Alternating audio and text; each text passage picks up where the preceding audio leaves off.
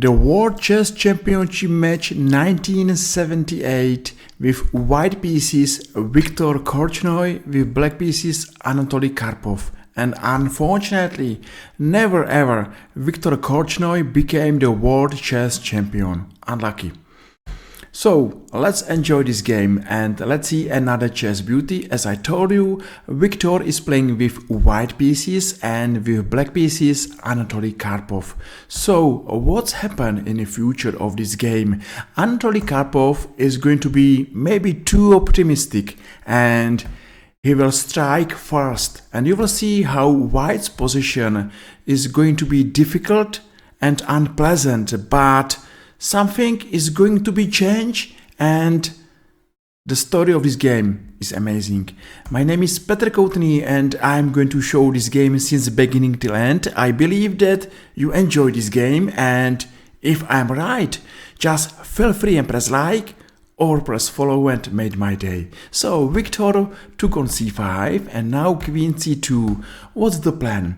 Just bring the rook to open file and maybe attack or paint black's queen. And Anatoly Karpov immediately left this file and played move queen a5, a3.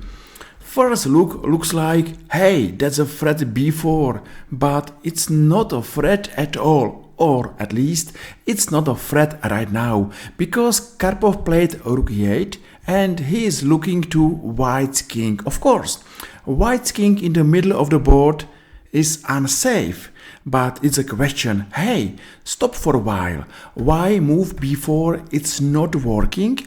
And the answer is yes, because after this sacrifice, that's a danger pin, and maybe knight e4 and f6, d4, and I can't believe that white has any chance to survive this position, mainly because it's unhealthy to have king in the middle of the board.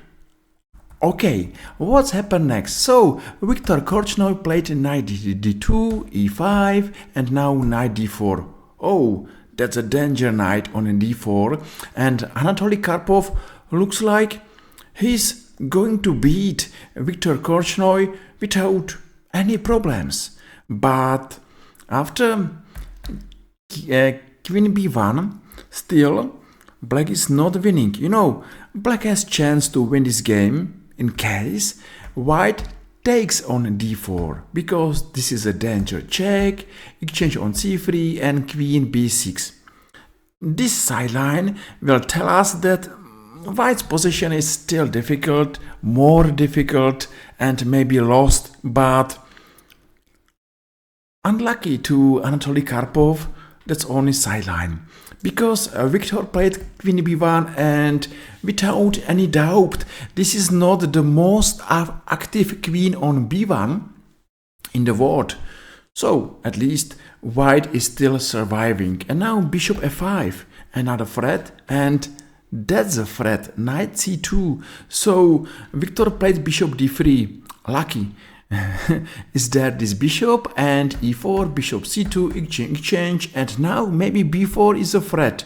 So for this reason queen a6. Yes, something changed because no more threats, and now it's a white's turn to be more active, and pawn on d5 is hanging, is lost. So bishop f6 happened, and to take by g-pawn, knight d5, that's a bad, of course. So Karpov took by a queen, and Viktor Korchnoi is not hurried to take pawn on d5. Yes, of course, it's for free, but maybe knight b3. First attack bishop on c5, and the second just take on a d5 with the rook is stronger, because one day second rook is going to d file, and double rooks on a d file looks great.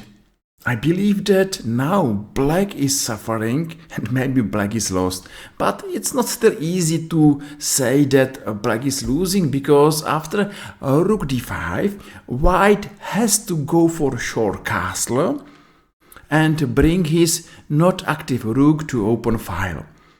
White doesn't mind to lose a pawn now, because he is going to be more active. So knight d4, take, take, take, take, short castle and rook c4.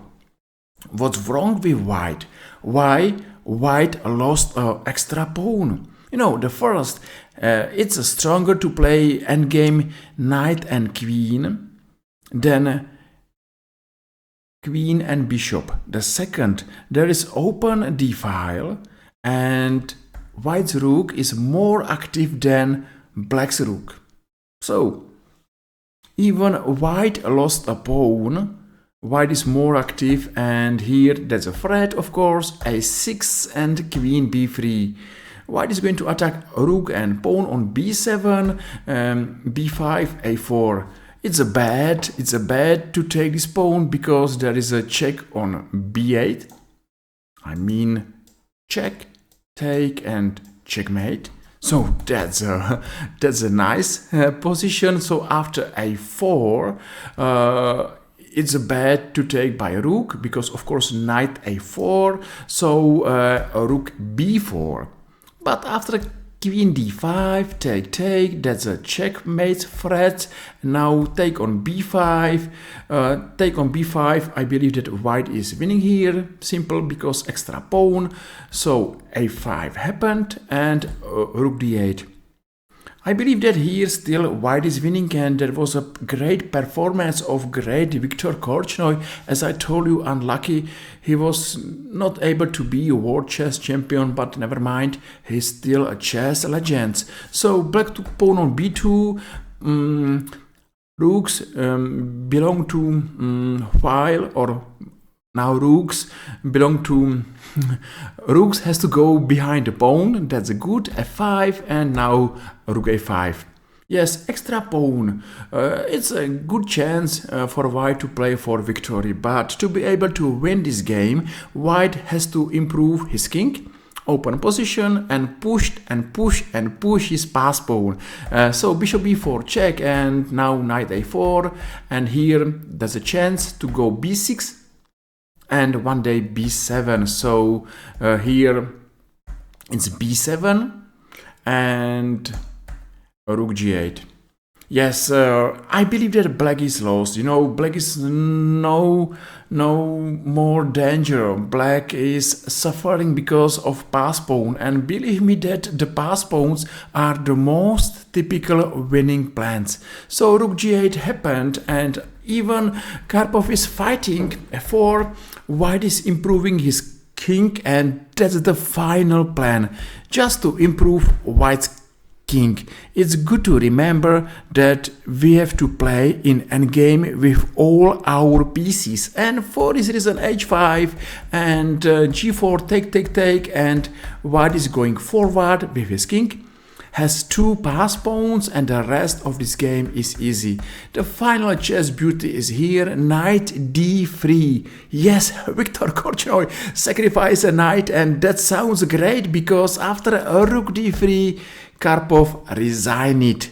Okay, just ask why Karpov resigned here, because maybe after a rook d1 take, and that's absolutely a lost position for black. I hope, and with finger crossed I am right, you enjoyed this game. If I am right, just feel free and press like or press follow and make my day. See you tomorrow. Thank you for watching. Bye bye.